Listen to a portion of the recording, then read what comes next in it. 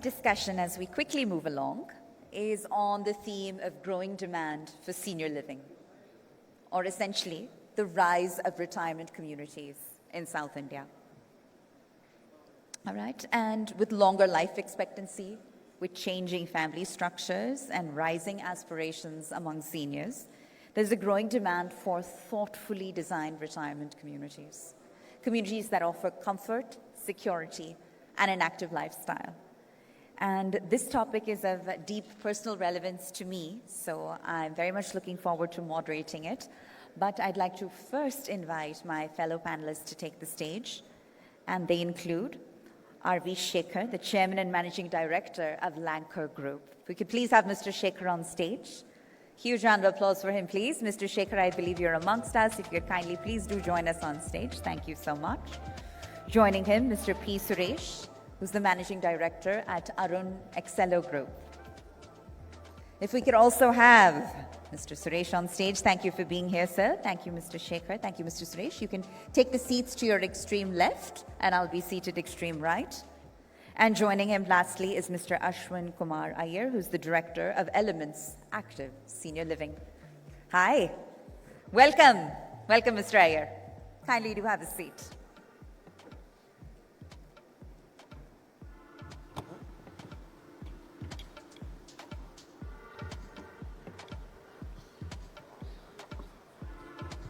I know all three, we have an all Chennai panel here. It's very exciting.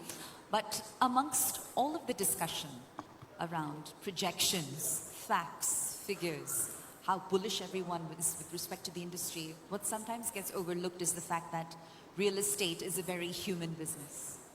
And perhaps senior living, right, or essentially retirement communities bring that focus on more than any other form of real estate or asset in the landscape. So I believe it's a conversation that's worth having, and we need to do it justice. And perhaps I could start with you, sir. When we talk about retirement communities, how challenging is it to essentially strike that balance between integration with the urban landscape on the one hand, and that fair amount of isolation that everyone looks forward to in their sunset years? How do you as a developer approach that challenge?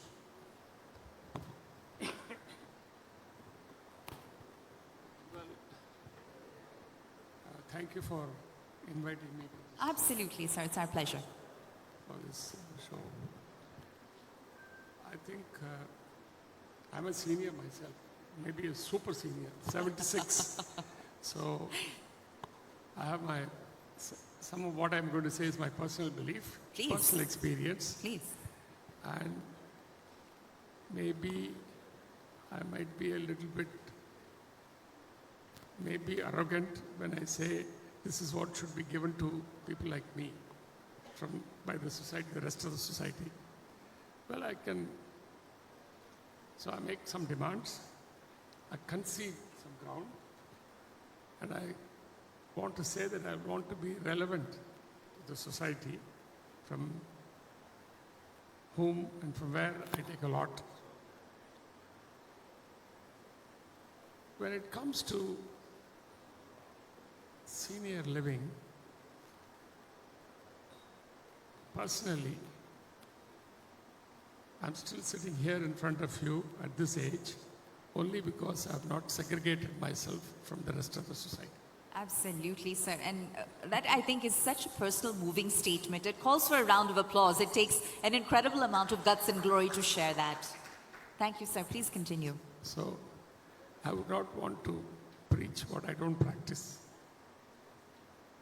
So I personally feel that apart from creature comforts like a good home, food, some manageable medical, and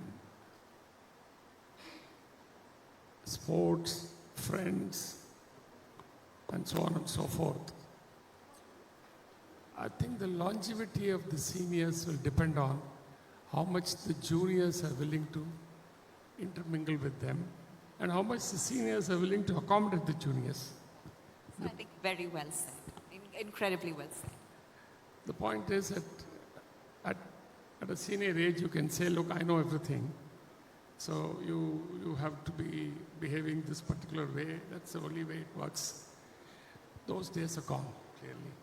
I think my granddaughter can beat me in tennis, can beat me in general knowledge, and beat me in many things at 14, 13, 14. But what she gives me is an immense joy that probably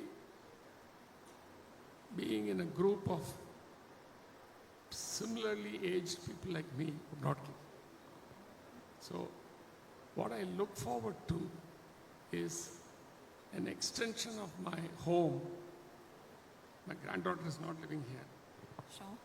but extension of my home elsewhere, where I go and live, amongst youngsters, amongst other seniors, with like-minded attitude that this particular place where I live will not be real estate but a home. Sir, it's so beautifully put, and it's very heartening to hear that you're not just talking the talk, you're walking the walk, and we truly appreciate that. And from Shekhar sir's comments, I want to come to you now, Suresh sir, because look, the fact of the matter is that in India, there's still a bit of a cultural stigma that surrounds, retirement communities and senior living. There's a lot of hesitation around being willing to let your parents live apart from you, especially in their final years. All right? And when we look at communities abroad, which have a greater number of nuclear families, and we look at communities abroad, they seem farther along in terms of the development of their whole retirement community landscape. How do you think South India is turning the tide?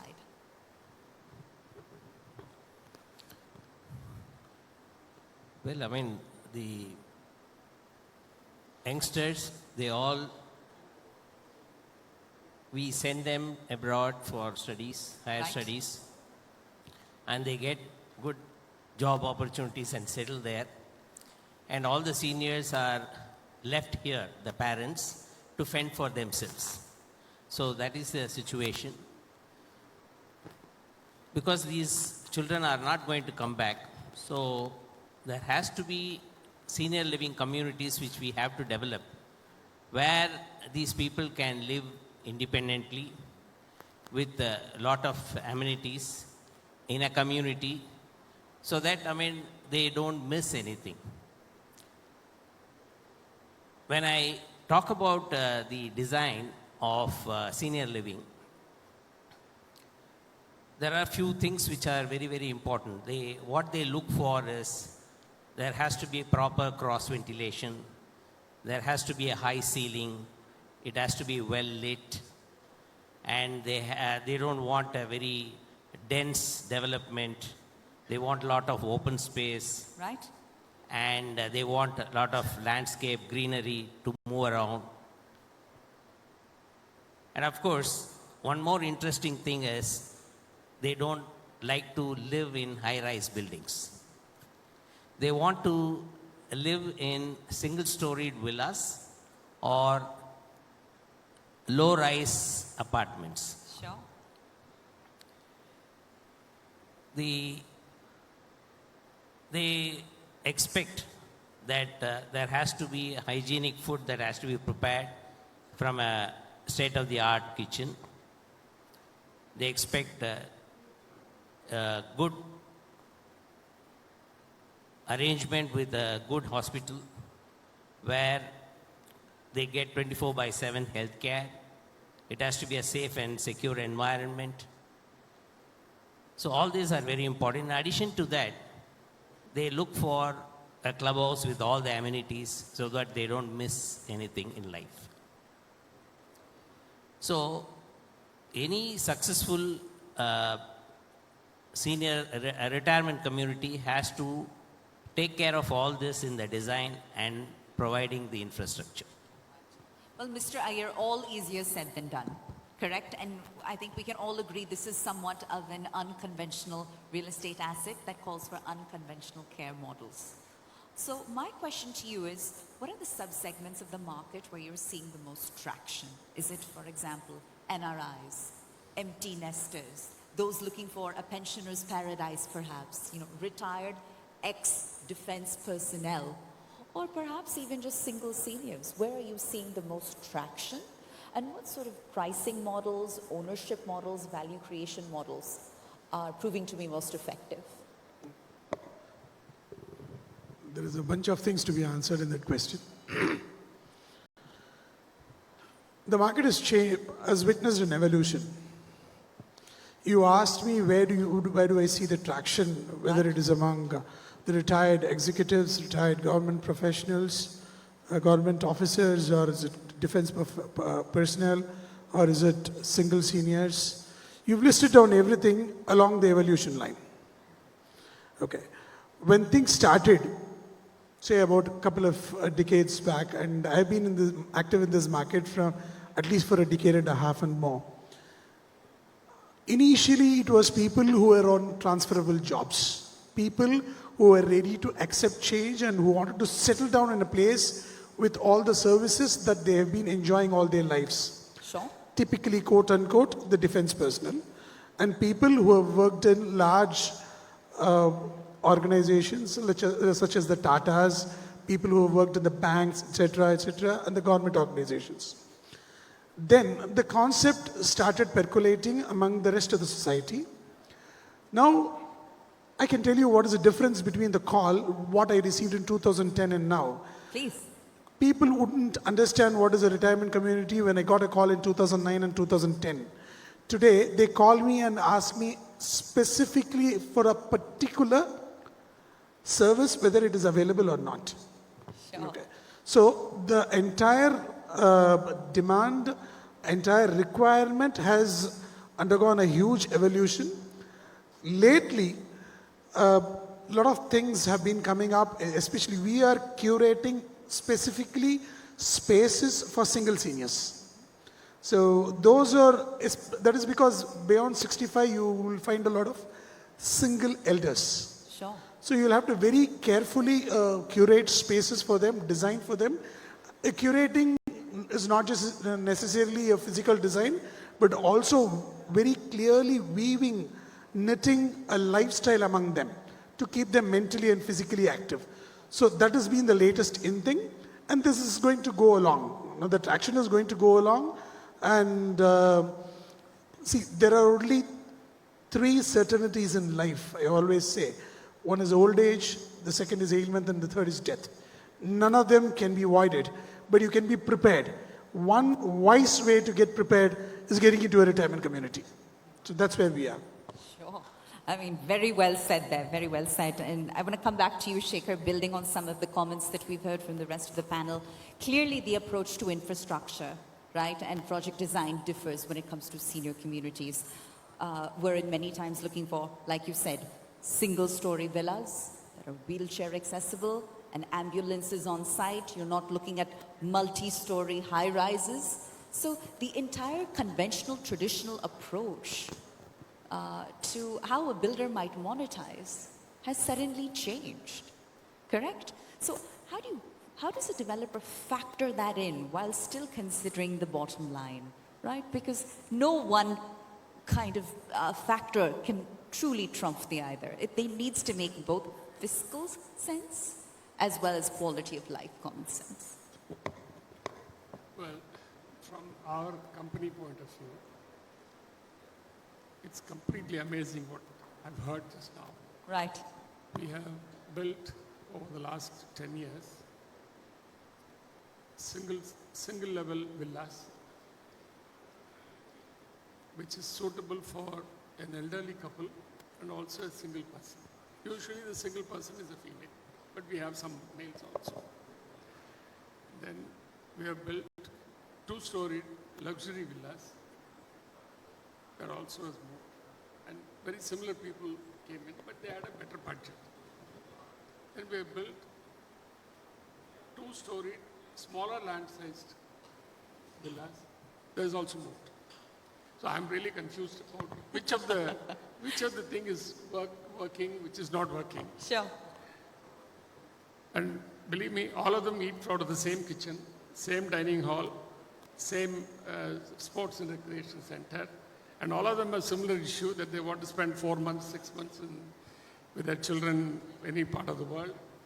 And when they come, and they have, most often when they come, they bring, they are followed by their children, grandchildren, they all come and live there. So you have some, at least 2 to 3 months a year, you have cross-generational living. And those kids are all moving about all over the place and Sure. using the facilities. And so that's that. But now what we have done, the pricing is becoming more and more unaffordable for a single-storied house or a double-storied house because of the land cost. Right? And there is a demand, in my view, for something like 2 bedrooms, if possible, 2 bedrooms and a study. Maybe the third room is a clincher, perhaps, at a price point of about 55, 60 lakhs of rupees in Chennai. That's the comfortable figure number that the seniors are willing to invest. Now, in most cases, the seniors don't want to take money from their children. They're very clear Sure. that this is our call. We will do what we can afford, and we don't mind having our children as our guests, like we were their guests when we go there. I think there's, even I feel so, because I have my 2 daughters and grandchildren abroad. They come and spend 1 month a year with me. But I like to keep as a senior, I like to keep my financial independence. It's very central to the decision-making process. Absolutely. And I don't want to be dependent on my children for my travel, local travel, where I spend my holiday. But I like to keep my children in the loop. Whatever I do, they call me twice a week or once a week. My first daughter doesn't call me even once a month, but it doesn't matter because I know what type of a girl she is. But the point is, I'm sure she's monitoring me somewhere or the other. Either she talks to her mother and then gets to know what her father is doing, that kind of thing. So they look for independence. They've gone through this process of, some of them have gone through this process of villas and other things. Now we are moving to affordable, little higher value, affordable apartments at about 50, 55 lakhs pricing point, with some more conveniences given to them in the same building. So they don't go around. Right? They don't go around for food and things like that. They just, I've had some of these ladies saying that, look, in my house, I can wear my nightie and go and have my lunch or dinner. Why can't I do it in this place? I said, do what you want. It's between you and your neighbor. But make sure that you've got a good figure so that you're watched. Or watched then. So for that, I said, I've given you all the sporting equipments and sporting facilities, workout. There are trainers. We've got people in the swimming pool to teach 70-year-old lady to swim, which is never done Fabulous. before. Yes. Fascinating. To play tennis, to do whatever you want to do. The point is, at 55 lakhs of rupees, like you mentioned, the service officers, those personnel, when they retire, they don't get too much money. But they're used to all these services. Right. Wherever they have been posted, in all those different services, quarters, all these facilities and amenities are available. So they want to continue with that at an affordable point. So we are looking at that kind of, and complete service to be provided to them. Nothing is left out. But food is optional. We are not saying you must eat what we give you. Sure. And I don't want to be a Lufthansa captain who says, you will eat this dinner. No, not necessary. Well, fair enough, sir. And, coming to you, Suresh, I think Shekhar sir just brought up the desire to not be dependent on his children. All right? And I think what we're increasingly seeing is that being a part of a retirement community is a lifestyle choice, because seniors want to age with dignity, and dignity stems from independence, right? So as you witness clients multi-generational families that are perhaps struggling with the decision of whether or not to embrace senior living, right? How do you guide them? How do you essentially urge them to give it true thought and through consideration? That's a good question. Basically, we have to tell them that they have to live independently. Seniors, after the age of 60, they are not eligible for any loan. In fact, most of the people, when they buy these retirement residences, they buy it out of their own saving. When they buy it, it is their own money they are putting. They are not expecting any support from their children. Right? But one interesting thing which we observe is they always check with their children whether they are okay for them to move into a retirement community, because still they don't want them to feel that they have not been taken care of, and the social stigma is there. So because of that, they go and take permission, but then they put their own money and come.